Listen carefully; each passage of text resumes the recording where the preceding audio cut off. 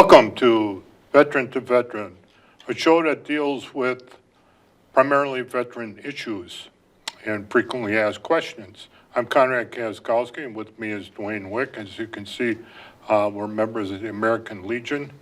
I am the adjutant for the Plymouth Post, and Dwayne is a vice commander for the district. You oversee how many posts in the district?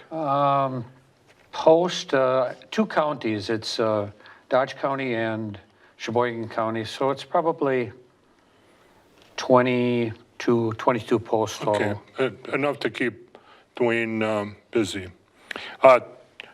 This show is going to deal with a program that you will not find in the Veterans Administration or in the Department of Veterans Affairs.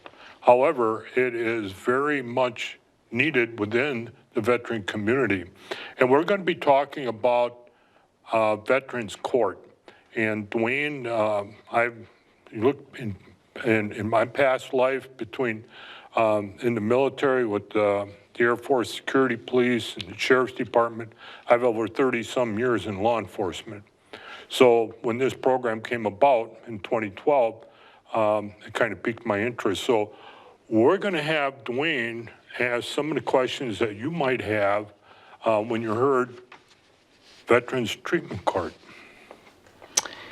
Right. We have a few questions here. And first of all, what is Veterans Treatment Court? Okay, now bear with me, folks, because I'm not a professional, so I'm going to have to refer to some of my notes while I'm going through this and make sure you get the right information.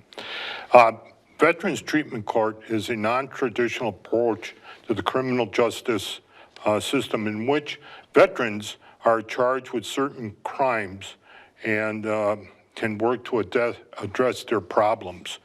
Now, usually it involves, unfortunately, substance abuse, mental health issues, which contribute to these charges. And this program can have these charges reduced or even dismissed. Okay, and how does it work? Well, Veterans Treatment Court is a very highly structured program. It's a team of professionals that work with the veteran to overcome these problems that led to these charges. Now, the program is voluntary. It's a series of goals. There are benchmarks. The veteran must appear in court on a regular basis to show that these goals are being met or at least being attempted to be met. And what are some of the goals and benchmarks? Well, these can be primarily because what happens oftentimes, these veterans are post-traumatic stress syndrome Okay. dealing with that particular issue. So they self-medicate with drugs and alcohol.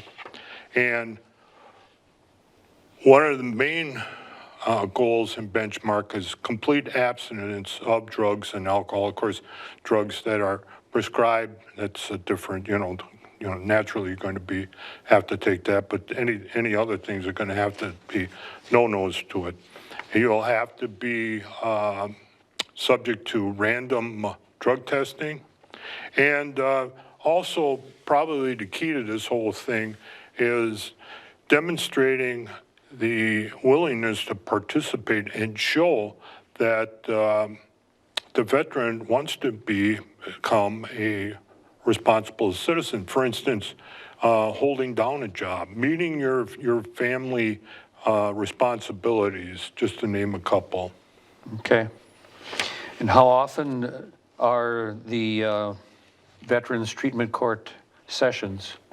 Well, the courts themselves will set aside once a week for the Veterans Treatment Court. Now, there may or may not be a session, and but there is time set aside.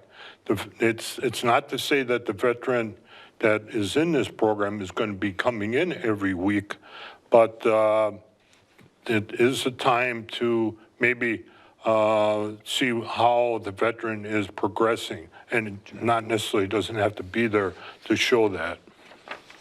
So how long is the program? Well, how long? This could be a matter of just several weeks, depending on what the charges are involved. It could go several months. And in some case, it actually went for 2 years. Oh, okay. All right. So what if the veteran does not meet the goals? Well, anyone that has any background or has been with people that have had substance abuse knows that there has to be restarts. And the Veterans Treatment Court is aware of that. So there is a time to say, okay, we understand, but we're not going to have this continuous fallback going on all the time. The veteran can be revoked from the program. And what happens in that case is it's going to go right back to the normal process of the criminal justice systems. Okay.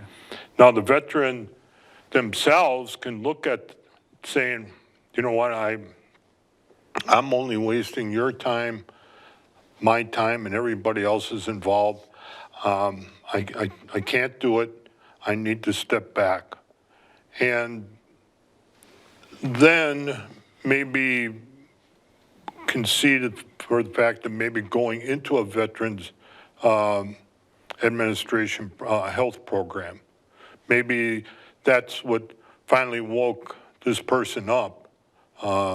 That's a possibility. So again, you can be revoked for not complying, or you can voluntarily step away from it. Okay. And then what happens if the goals are met? Well, these are not, and this doesn't happen in all of the veteran treatment courts, but what they tried to do is have maybe a graduation to uplift that veteran and saying, you made it. You're here. You got to the point where now you are admitting that you had a problem. That problem caused you to make some bad choices, and you realize all this. You are going and looking at your responsibilities, and you've graduated to that point. So there might be an incentive afterwards. You maybe might get a movie pass, or you might get some other kind of accolades. And it's really quite the thing when a veteran who probably felt that nobody really cared and was given a chance, and then turned around and took hold of his problems, and now is facing his own responsibilities. And they'd have that personal satisfaction that they would have completed that program. Well, that's probably the best that you can look for, is the inner self of saying, I've accomplished something that I thought I couldn't do. Mm-hmm. Are veterans who graduate guaranteed not to serve jail time? No, the program itself really doesn't guarantee really anything. Mm-hmm.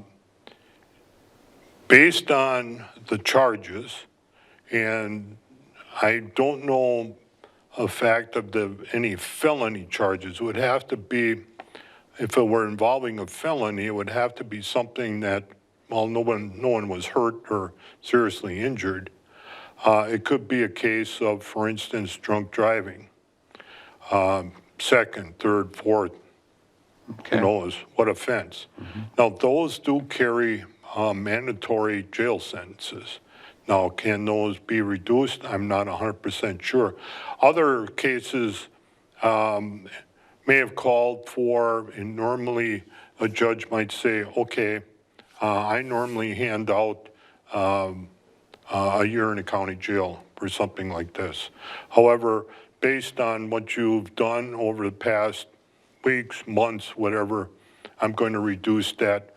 I'm still going to have to, own up to your, what you did, but maybe I'm only going to have you go for 3 months to the county jail, or maybe even what they call a Huber law, where they report to jail, but they're also going to work. So it's possible that you can bypass jail, but there's no guarantee. Okay. And are all veterans charged with crimes eligible for the VTC? No. Again, there is no guarantees. It would be a determination within the court system itself. For instance, the district attorney would have to look at the case, would have to look at the background of the veteran, and then present this to the court, to the judge, and say, okay, we discussed this with the veteran's attorney, and we either feel, yes, this is something that's viable and can work out, or no, we don't think so. The veteran can ask the court to take another look at it, but again, the basis of it is no guarantees. Just and have to have everybody on his team take a look at it. So what are the eligibility criteria? Okay, now here, the prospective veteran must have served in the United States Armed Forces, and a military discharge are acceptable, all of them except one, and that'd be a dishonorable discharge. Now, the veteran have to be diagnosed with a treatable behavior, and which is related to the offense. Now, residents of Sheboygan, Calumet, Fond du Lac, Manitowoc, Ozaki, Washington, or Winnebago, or with a conviction in a case or pending in one of these counties, is eligible. Now, you also have to be able to travel to the required sessions. When I'm talking about sessions, that you may be assigned what they call a mentor, and be able to meet with that mentor, or you may be assigned to work with someone in the mental health field, and you must be able to meet with that person. And then the entire court team, which would also include your people that assist with treatments, all agree that this veteran is showing a willingness to participate in this program. Okay, and what is the Veteran Mentor Program? Okay, the Veteran Mentor Program is a person that is assigned to this veteran that is charged in this case. It gives that veteran someone to call if they're having some anxiety, or I need transportation for something, or whatever. And that is doesn't have to be a veteran, but is preferred.